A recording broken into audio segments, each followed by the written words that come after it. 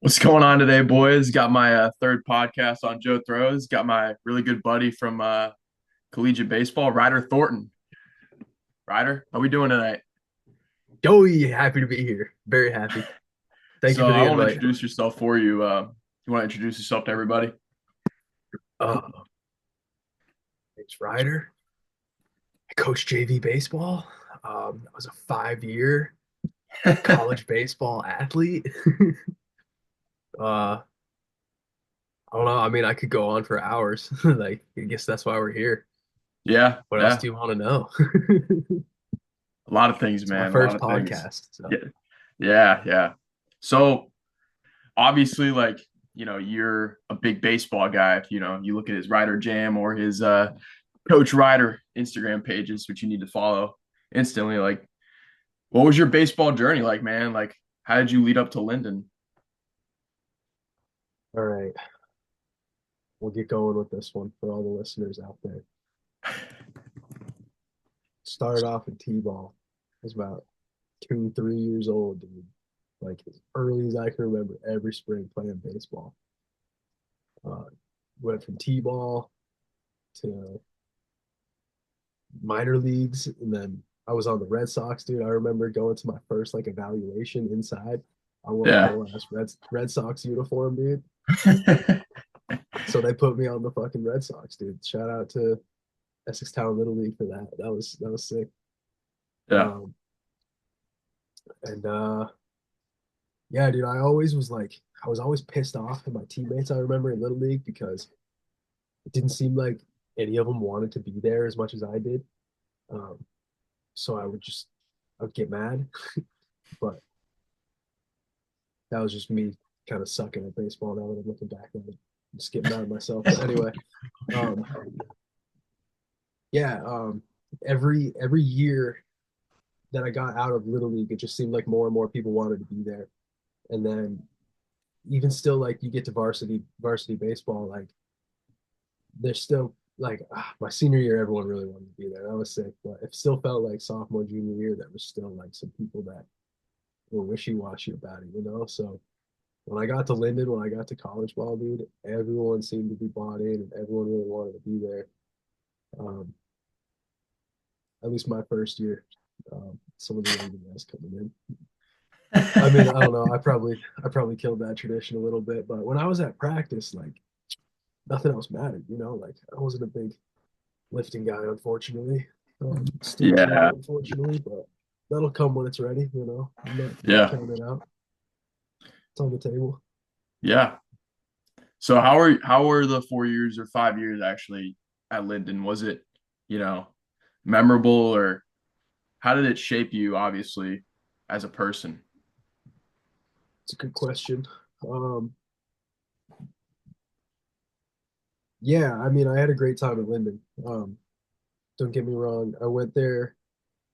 Um, I went there for music mostly. It was close to home. They had a good music program, and baseball was just like a bonus. Like I remember going to tour Linden as it was. Like my grandparents wanted me to go to college. My mom wanted me to go to college. Said they were gonna pay for it.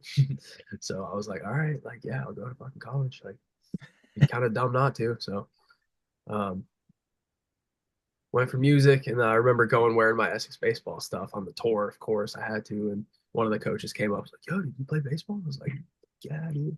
I'm like the best baseball player you've ever seen, dude." And no, and yeah, I just got to talking with Coach Muron. Greg Muron was the first one to come up to me, I remember, in fucking D Hall. And Oh, and then he introduced me to Tom White, and yeah, the rest was history. Um, Shaped my character, dude. Oh my gosh. Don't even get me started about what D3 baseball does. Like, I'm pretty sure you hear a lot of it, Joe. Like, Joe, let's hear your depiction of what D3 baseball is and what it means to be a D3 baseball player to you. well, what it means to me is like you got to be a grinder. You got to want to show up on days where it's freezing outside and you can't feel your body. You know, You do it for no money. You're not getting any money. All the high school or middle school baseball players out there, there's no money. So you're paying to play. And that's why you play the game. You're playing the game because you love it. And I mean, it's every day, you gotta want it more than everybody else because pretty much like there's no 11 guys that are getting scholarships. Everybody's feeding for their own selves.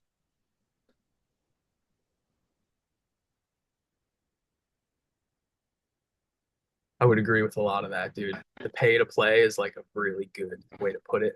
Like that's it. Um, yeah, dude, the freaking freezing cold days, dude. Like when I was growing up, like we didn't even consider playing baseball in Vermont in January. Like that wasn't even a thought. You know what I'm saying? Like maybe for the richer kids around here, but we didn't have that kind of money to go play inside like that. So So um, before you got to Linden, like was baseball more of a was baseball only in the summer or did you play in the fall? yeah, dude, it was just in the spring and summer. Like my sophomore after my sophomore year in high school, I didn't even play summer baseball. To be honest, I just wanted to work and get a job. Um, and I wasn't good enough really to play on the Legion team. Like I probably would have been on the team, like caught 1 or 2 innings, but it was expensive to play on that team, and I knew I wasn't going to play. And Babe Ruth wasn't really doing it for me. That was more of like the kids didn't really want to be there type shit, and I just didn't work, or I just worked instead. And I didn't, yeah, I didn't play baseball. Um, what was the question again? Um, it was just on the lines of like how it shaped you to be, a player from leading up to, what you're doing now and, you know, like how you changed your mind like after college pretty much. But you kind of answered that already actually, but obviously That's you're a coach that's gonna now. happen a lot. Just so you know, that's gonna happen a lot today. I'm gonna be like, wait, what were we talking about? Because that's what happens. Bro. I get rambling, and Yeah. I'm just like, wait, what? And on a podcast, you're supposed to ramble, so like, I'm just gonna Yeah. get lost. I'm gonna go No, for no, it. no. Like, All good, man. We're good. It's is good. there a time limit on this podcast? Like, are we pumping Joe Yeah, we Rogan got three four, we hour got four, episodes out? we got 40 minutes. People don't want they want the best. They don't want the whole thing. They don't want a long one. They want the All right, best. all right, I understand. I'll do my best. I'll do my best for the Yeah. people. Yeah, yeah. So obviously, well, I know you're a coach now. So what has that done? Like playing college baseball, like how did that help you become a coach? And what Um, inspired you to become a coach? I was always a fucking coach. I was always trying to tell people what to do, dude. Like, I think it comes from um, like me not wanting to work on myself as much. It's easier to help other people than it is to work on it myself. So coaching just came naturally for me. The simple answer. Um, I was always literally from little league when the kids that didn't want to be there, like, yo, you gotta be fucking doing this, like you gotta be doing that. And it was hard to control that as a player a lot of the time. So when I first got the opportunity to coach, I jumped all over it. Like I didn't start as an assistant coach. I had a head coaching position like my first summer, and that was sick, dude. U15 Yeah. teams. But college, dude, college gave me so much time. Like, and I don't know, like in college, I gave myself a lot of free time. Like I was a music business major. Like I was audio production degree. Like shout out Linden, but like I had a lot of free time. You know what I mean? Those assignments came easy. That's what we'll say. Those Yeah, yeah. assignments came real easy. I was able to do them real quick, um, and they were good. But anyway, college gave me a lot of time to get into baseball, into like really get into the fundamentals and figure out why I sucked. And oh, the big thing was my buddy Edgar, bro. Shout out Edgar Koval. But he came to Linden my sophomore year, his freshman year, and Edgar's story was so funny to me, dude, because Edgar was like the fucking best little league player. He was like one of the best pitchers, and he went through a growth spurt junior year, maybe sophomore year, junior year, maybe of the fall, where he was like 5'10", 5'9" in the fall, and then spring came around. He was like 6'2", 6'3", and he didn't play football this year. This is the year Edgar quit football. So he was literally just sitting on the couch. I don't think he played basketball either. Like he was just sitting on the couch and his body just grew. And dude, this guy forgot how to play baseball. Like I still Really? have videos on my phone of this guy throwing, and it's like he's never played baseball, and it's like that blew my mind, dude, and that like really shook me up my sophomore year because when he came, so I was like recording. That's when I really started getting into like, why the fuck do you suck right now? And he was all along with it. Like, shout out Edgar for being like so humble with it, like trusting me, like trying to get to those answers and shit. And yeah, dude, that was like my first time like actually like trying to figure out how to throw. You know what I mean? Like really break it down. And college gave me the time to do that. Um, Yeah. and shout out my grandma for paying for college. Yeah. It's great. It's good stuff. So so obviously like you coach a lot of kids, you're a catcher's guy, but you also do hitting and I think you do pitching as well for younger kids, right?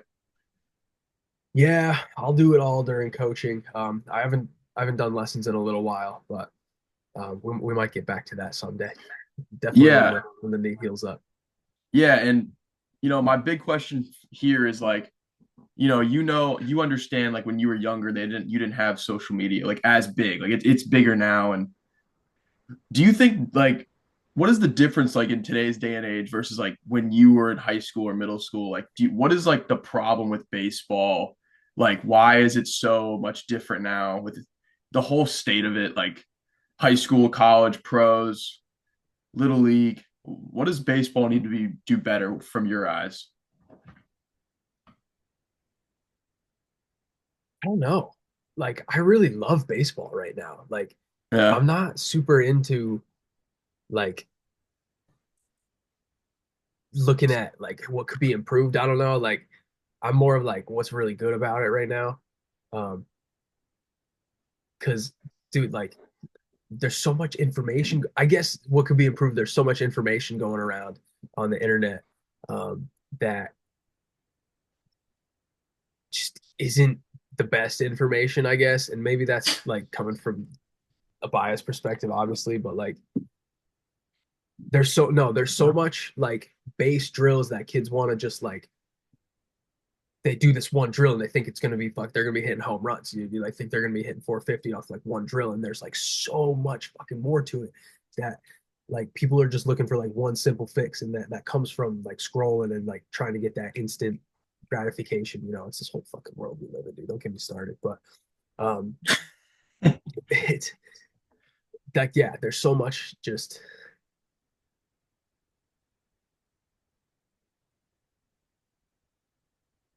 too specific drills that need to be. I don't know. Yeah, I agree with you. You I hear what think I'm saying? I think I fall into this category as well. I used to try to get that instant gratification to throw harder, lift bigger, get more mobile, and it's like it's so much more than that. And I feel like that's a problem in today's day and age. Like people post stuff online and it's like you're not that same body weight or that body type or that height. It's not going to work the same way for you as like somebody else. And I Yeah, think a lot of guys right. get wrapped up into that. And it's hard to examine like how to not, you know, just scroll on Instagram or Twitter or TikTok and be like, man, like I need to do this drill, I need to do this drill, I need to, do pull downs with a 3 ounce baseball and think I'm going to throw 100 Right. or whatever, you know? Especially with all the hooks. They're like, oh, do this drill, you'll fucking throw 90.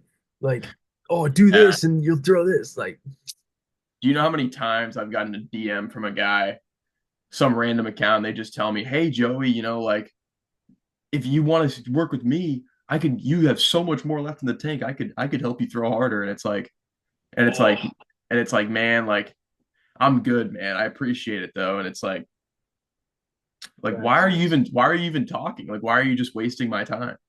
Like I know you're just gonna give me a price tag and then it's gonna be, you know, that price is gonna go through my bank account or whoever. Yeah, dude, exactly. They're just all trying to sell you something. Yeah, I it's don't like that. that's why I think of the current state of baseball is like it's not at its peak, I would say, for that point of view. But I will say this, there are a lot of good stuff out there. Like there is so many more like electronic devices that just can show you so many cool different things. Like obviously hit tracks and then um, you know, all the Rapsodo, um, even radar guns, Yep. like radar guns, pocket radars. They're not, I mean, those are all good stuff. Do you think that like has helped younger kids in today's day and age versus like a guy like you? Do you think you would have been more developed if you had like those electronic devices when you were younger? It's a good question. I think there's pros and cons to them. Yeah, I think it's really cool to see progress, but just because your bat speed is higher doesn't mean you're going to be a better player. Like you look at or a better hitter. Like a lot of the major league, like the best major league hitters, their bat speed's like right around 70 miles an hour. And like you got guys trying to train like 80, it's like 85. It's like cool. Now you got no control. So it's tricky. Like being able to hit the ball harder is really good and it's valuable, obviously. So like, but yeah, it's tough because then I know a lot of people like when they go to play, like they're thinking about their fucking launch angle and their exit velo, and it's like that is the last thing you need to be thinking about when you're in the batter's box. for You sure. can't be thinking up there. So there's pros and cons for sure. So when as a coach, do you think that I think, especially from my point of view, I think there's a lot of overtraining in today's day and age, especially like from my own example of myself. Do you think there's an overtraining, and do you think that's the reason why a lot of people are so much more anxiety based and nervous, and the yips and struggling at the plate to even make contact, and struggling in every aspect of the game because of overtraining instead of trying to compete and perform in the game? I don't believe overtraining is the issue. I think it's pretty hard to overtrain if it's the right training. Um, Yeah. I think this baseball is such a mental game, and confidence has such a big role in it. Yeah. And confidence goes so much deeper than like just your coach in baseball. It's like it's your whole lifestyle, and like it's tricky, like over practicing or overworking, whatever you said. It was a good word. Um, I don't I don't think that's possible because like you got the Japanese players that fucking they play like 8 hours a day. You know what I'm saying? Those kids, like, I don't know if they still do that, but those Yeah, but they videos don't they that don't I've got seen, a like, but they don't got a big heavy black plyo ball in their hand throwing as hard as they can against the wall. Those guys in yeah, Dominican, they throw a softball or they'll just throw a baseball, and they actually learn how to throw. And it's like I just think from what I did and what I think a lot of kids in America did is like, you see the freaking plyo ball drills and the plyo ball pre-throw plyo routine, and you see all that stuff and you're like, man, like if I just do that, I could throw harder. And it's like, no. yeah, yeah, And it's like, no, it's exactly. not how it works. It's whatever your lowest hanging fruit is. And how do you Mm. find that as a coach? Like, how do you find like every single player's lowest hanging fruit? Like, is it tough to do that? I could try to act smart and act like I know what low hanging fruit means, but can you just describe that a little bit more for me? Yeah. What's So the lowest hanging fruit is like the player's like worst like attribute. They're like they struggle with velocity, or they struggle with command, or they can't hit curveballs, they can't hit fastballs, they struggle with defense, they don't have any I speed. guess I guess I've been lucky enough to like have teams with enough talent to where I'm able to put kids in positions to succeed. And I'm able to let kids fail in like a certain time, you know what I mean? Where it's not that big of a deal. Like Yeah. I haven't coached varsity baseball yet. Like we've had some big championship games, we've had some playoff games, and like tournament ball or whatever. But it's like I lost my train of thought. Oh, that happens sometimes. No, Um, you're good, man. what was I talking about? Something with the championship and the JV baseball games, and Oh yeah, just putting your players in a position for success. Um, yeah. I'm not really. I mean, we can focus on the weak parts in practice. You know what I mean? Like, then like I'll give them certain drills to do to target, their hitting flaw or whatever, or their throwing flaw or whatever. Um,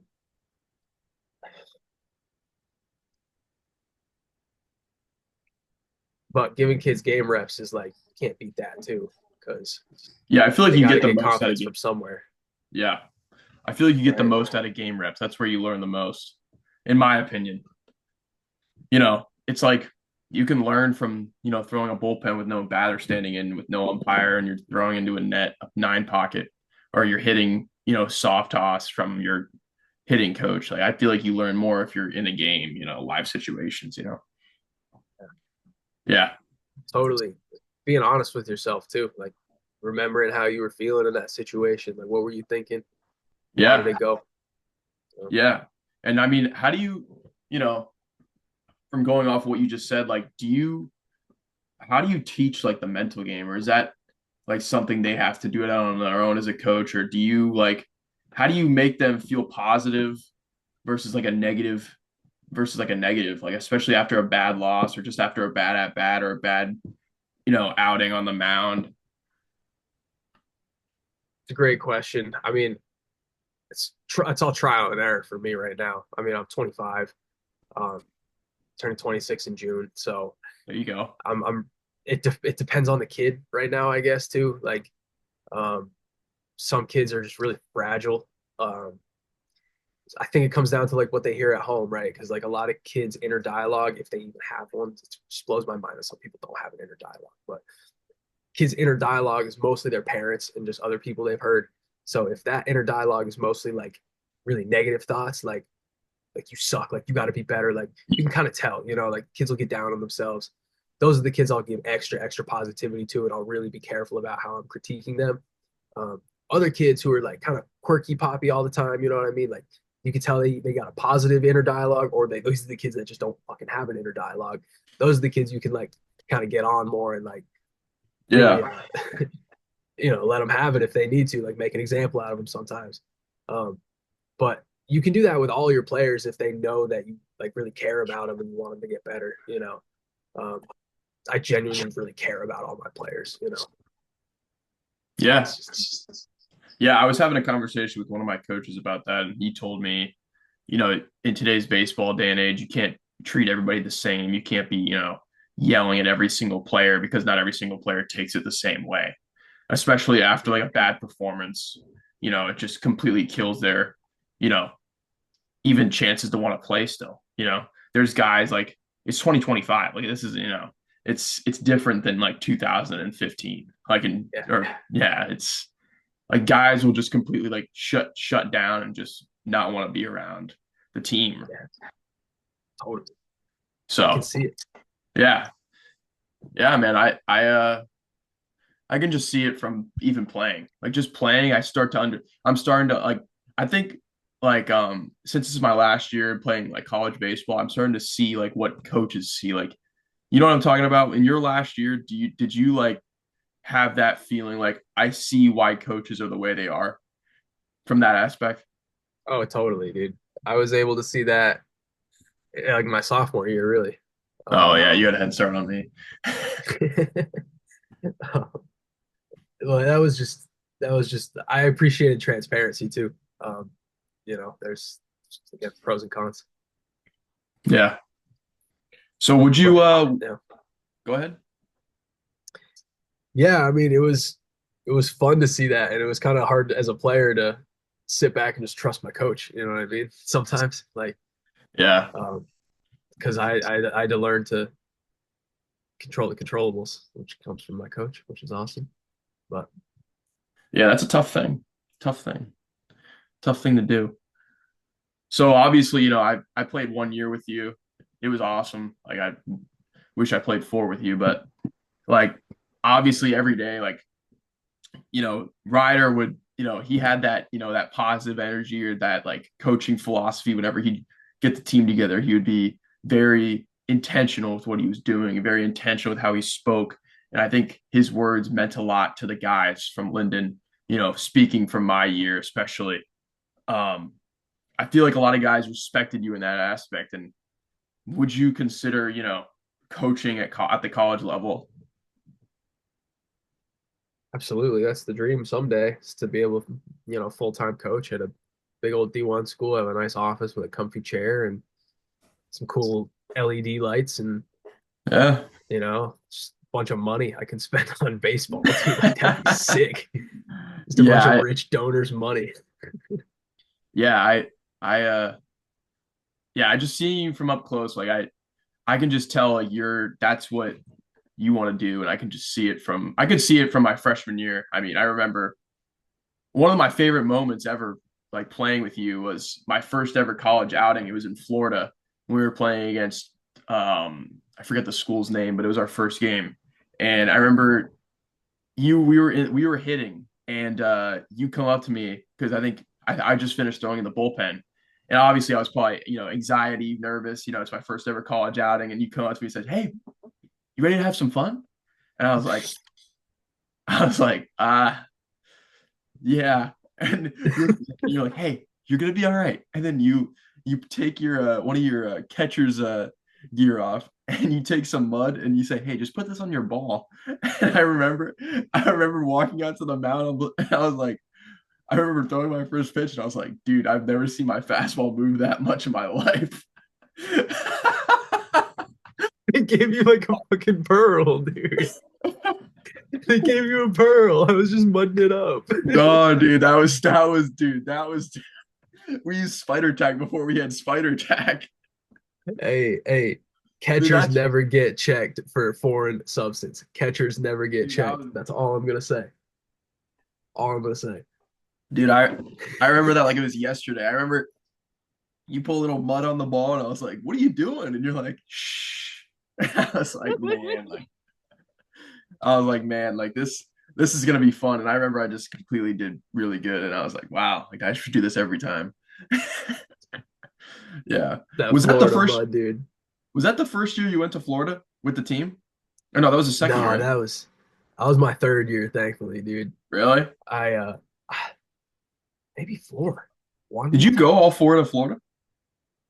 yeah, four because the COVID year we went to Florida and then it got Really? canceled. That was my How was junior year. how Yeah, was like that? How was that prevention. going to Florida every year?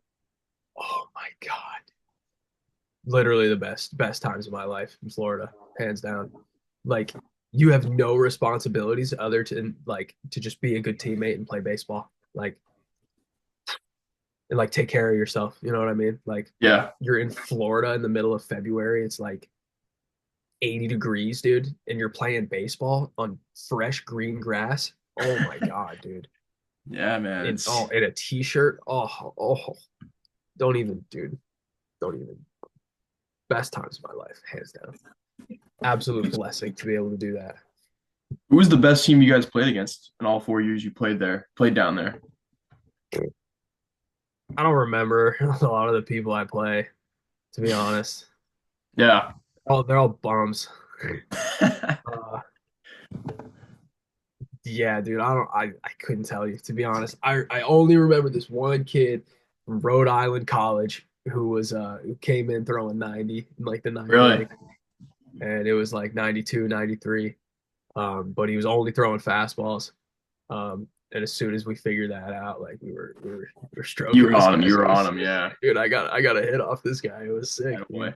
Yeah. Um, I think we came back. I think we beat Rick that year, dude. That was sick to beat Rick. So, yeah.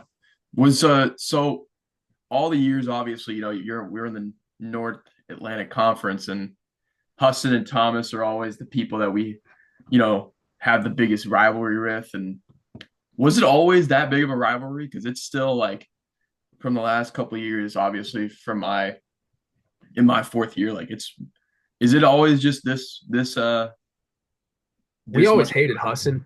I remember my freshman year, we hated Husson really bad. Their infielders would just talk a lot of shit to me. I remember I stole second. Their catcher like bobbled the throw, and the as soon as I stood up, the shortstop was like, "Hey, dude, if he threw it, you would have been out, right?" I was like, "What fuck? Like, yeah, I've never had anyone like talk to me like that on the field. Like, Yeah. I was like, I'm fucking here. Like, I stole, like, whatever. I don't care. Um, but the Thomas rivalry seems more recent because Thomas has gotten better throughout the years. I think we've always kind of handled Thomas, but So they weren't as good when you were a freshman. yeah, no, we were they were light work when I was a freshman, sophomore. So it was like always you and Hassan. It was always you guys versus for the playoffs. Yeah, I mean, my freshman year, we were in the conference with Castleton and NEC. So Hmm. it was us, NEC, Castleton, and who were we just talking about? NEC Castleton and was it Coleskill? No. Anyway, um, damn, that's brutal. Oh, Thomas. Yeah, Oh Thomas yeah, wasn't yeah, even yeah, a yeah. competitor. No. And Hassan. So it was like Hassan, Linden, Castleton, and NEC for the most part. Yeah. Did okay, yeah. Maybe there was one more, but that was my freshman year. Sophomore year, um, I think we lost to Hassan because we like sucked. That was at like Hassan. Thomas knocked us out. Um, we lost to Hassan in like a really close doubleheader. I think they came back. No, not a doubleheader. 9 inning game. They came back in the morning, and we were like ready to win and ready to have the rest of the day off. And they came back in like the ninth and then won. Then we had to play the Wow. next game, which was like a 9 inning game. We were dead and we lost, and that was it. Our season was over. I was like, You hate those. You hate those long days. yeah. You And love them, then but the you rest hate of them the at the same years, time. yeah, the rest of the years we didn't even make playoffs, so it was like, all right, whatever. So what was like the favorite your favorite field you ever played on in college? Hmm, good question. Um, I think the Florida one we played there my senior year. The Yeah. the cool one, you know what I'm The talking old the about. old Red Sox one I don't or think it was Red Indians? Sox, but yeah. The old yeah, I think Indians. I forget what it was called, but Yeah. I played there many times actually. that place is sick, dude. You don't like In college ball. you didn't like the UMass Boston field? The replica of Fenway? Yeah, that place is pretty sick too. I don't love turf, to be honest. I don't like I'm not a playing big turf baseball on guy. turf. I'm not a big turf guy Like either, actually. I appreciate it in the winter for sure, but Yeah. Dude, in like Florida, if I had to choose, I'm getting dirty all day. oh yeah. In Florida, when you're playing on turf in the summer, it's brutal because the turf is so hot. So I I got a couple imagine, dude. questions before we lose time. Like, what was your favorite? What's your favorite moments as a coach and a player? Player had to be winning the or the Legion championship. That was sick. Um, and as a coach, I don't know. I don't think I've had one yet. I got to coach with one of my best friends That's last year, cool. and I get to do that again. So it's fun, and it's gonna be a lot of fun. Um, Who's your favorite teammate at Linden of all time? hold on, Joe. Say that again. Who's your favorite teammate of all time at Linden? Roby. Roby? Yeah, that's a good one. Yeah, Shout out hands Roby. down. Shout Yeah. out Roby, dude. Roby's the man. Yeah. I got Roby's one the more. I dude. got, huh? Roby's dad was the first one to make me a catcher. Really? He was like my one of my first like t-ball coaches. Yeah, That's sick, he man. made me a catcher. Vermont's pretty tight, man. They got a lot of relationships all over the place. Hmm. Hmm. So, if you had to give like one piece of advice to yourself as a freshman at Linden, what would you say? Don't fucking smoke weed, dude. Don't fucking do it. It's not good for you. No. Ah, man, that was the year I started doing it. I wish I got addicted to the weight room instead of weed, dude.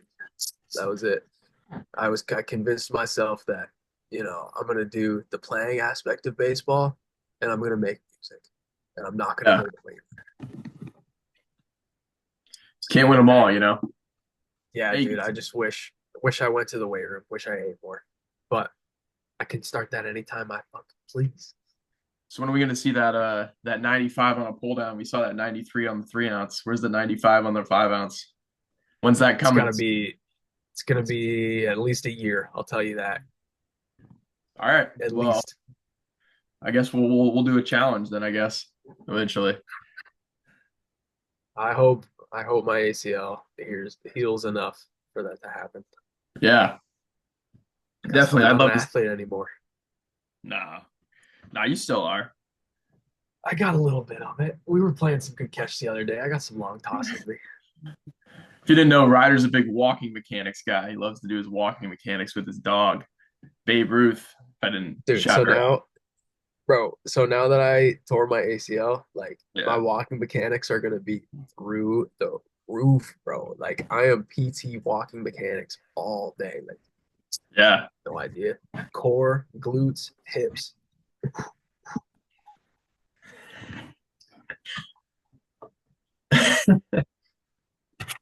All right. Well, we're running out of time, so Ryder, thanks for coming on my podcast, man. I really appreciate it.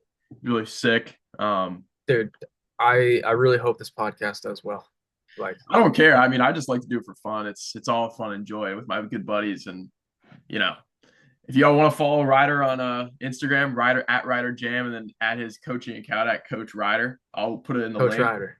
And Yeah, then yeah, yeah, yeah, if you ever yeah. want to, if you're ever in Vermont, need someone to play long toss with, just hit him a call in like a couple of months after he fixes his ACL. Yeah, it'll fix eventually. We'll figure it out. Yes, sir. Yes, sir. All right, Ryan. Thank you so much, man. I appreciate it. Joe, appreciate it too, dude. Yes, sir.